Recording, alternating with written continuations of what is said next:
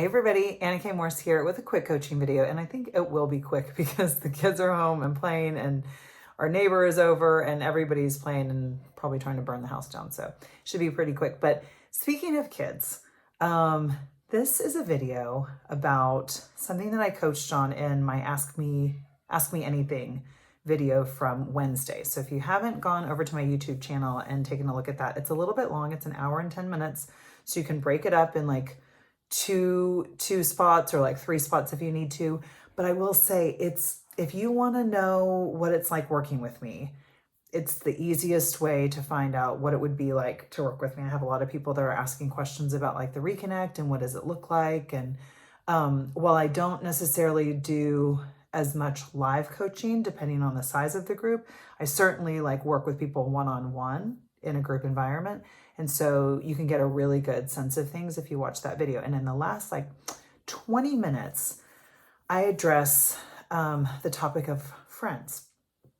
And I get a little specific on this one because I had some people write in questions about like what you do if you don't really like the parents of your kids' friends. So there are a couple of different scenarios that I'm thinking of, and do not worry, everything is anonymous. Everybody that I coach, like if you want to share about your coaching experience and that you work with me, great. But if you don't, that's great too. I'm never going to use your name. So this person, you know, what was happening is that their kid had a friend who would come over and the parents would come too. And then this person was asking me, what do I do? Because like, I can't get the parents to leave. And when I read this, my eyes just about like fell out of the sockets because the person said for several hours. And I was like, oh my God, like why would you let that happen? And what rings really true for me in this is that like people only treat you the way you let them. So my biggest question to this person was like, why would you let them stay at your house for several hours when you don't want them there? And it's not even that this person doesn't like the parents. It's really that like, that's just too much time unless you really, really like them and you are friends with them and you are actively pursuing a friendship with those people. But that's not the case of this person.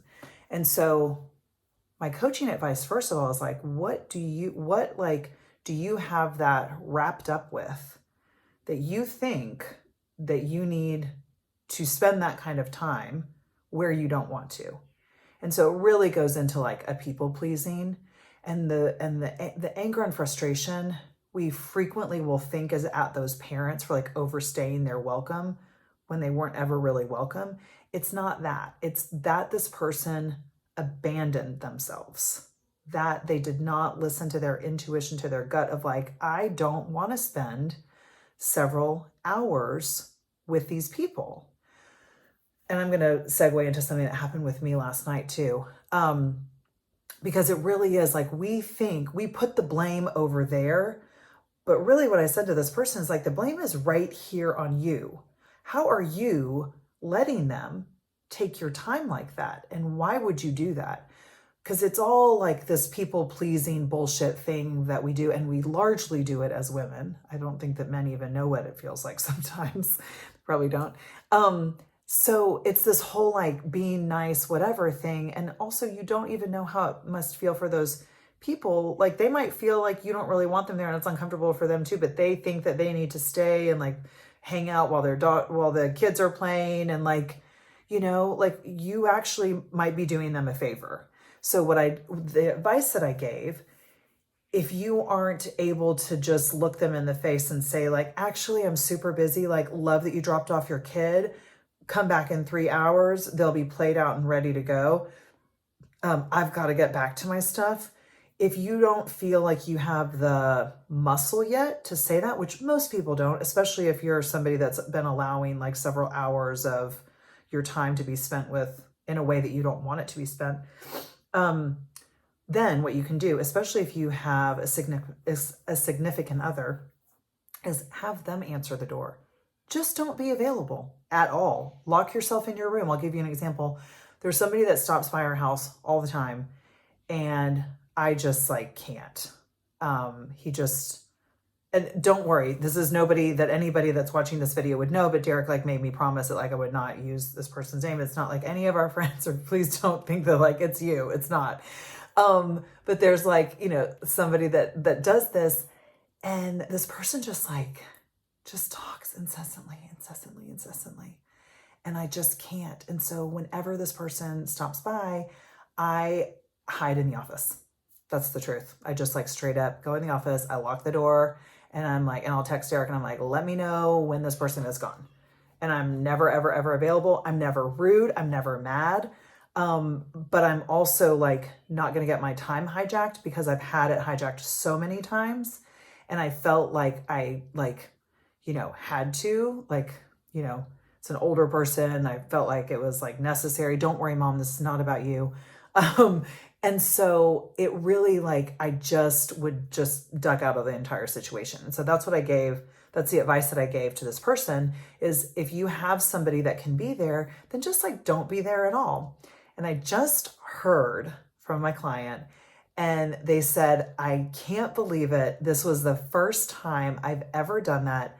This person set a timer to go off in the kitchen after like 3 minutes. Like the doorbell rang, the person set the timer for like 3 minutes.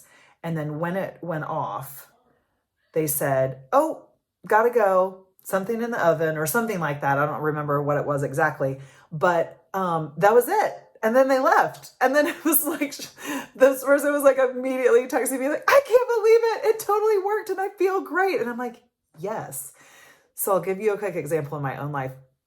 Last night I went to Austin. I had so much fun with my friend Nicole. She's back from New York, and she's like the networking queen. We went to a wine party, which was hilarious because I'm not drinking this whole year. So like that was kind of a waste, but like everyone enjoyed it around me because they all got my wine.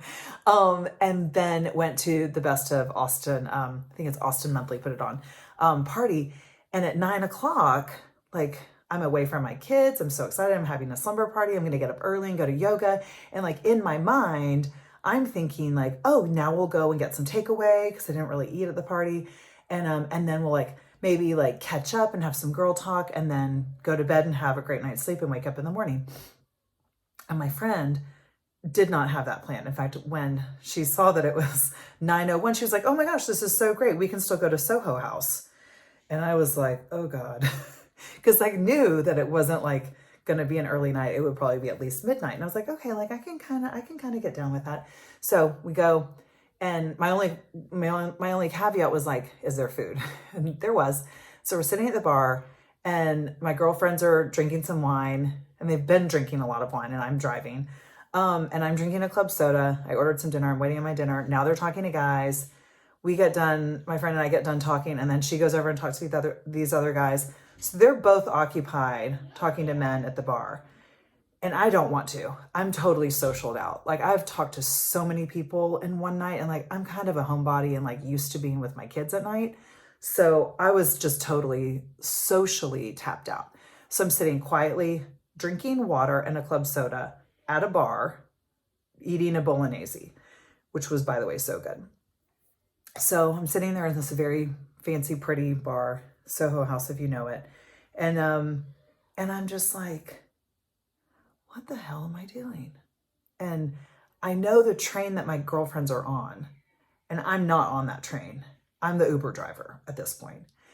And I'm like looking for a hotel room because I'm like, I don't want to drive back to Westlake, and I don't want to stay out as late as they're going to want to stay out. So I'm like looking for a hotel room. And then I played it out, and I was like, oh, I'm going to pay like $300 for a hotel room, and then wake up in it by myself in the morning and go to a yoga class and catch up with a friend who I already had talked to that day, and I could just make another plan to see her.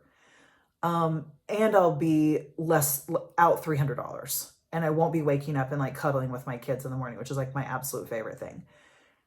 And I just looked around and was like, what the actual fuck am I doing here? Like, I'm done. I'm ready to go. Like, this was my own recognition of like tapping out, of like, oh, this is, the parents are not going to hijack my time. Like, I love my friends, but like, they're also not going to hijack my time.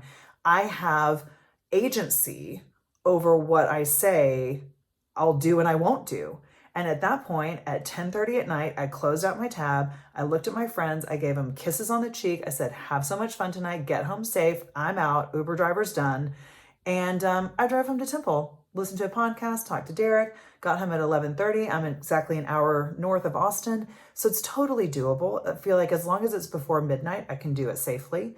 And I got home, and in the morning, I got to snuggle my babies. And I still had so much fun with my friends, but I wasn't pissed off that I was like staying out later than I wanted to while everybody's drinking and like tying one on and I'm not. And I didn't stay like I would have in the past and just be secretly frustrated about it. Secretly, let's call it what it is, like angry and annoyed. The minute I started getting irritated, and then when I started getting angry, I was like, okay, so anger is my favorite emotion, because when you have anger, if you partner it with action, it's very, very powerful. So the minute I started getting angry at that bar, I was like, you know what? This is not my friend's fault. They're having a great time, living it up. I love that. That's not where I'm at right now with my energy. And so I'm going to tap out.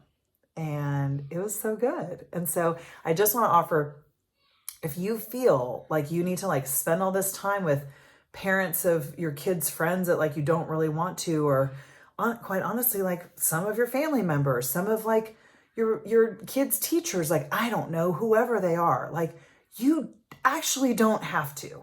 And you can find graceful and kind ways to not spend your time with people that you don't want to.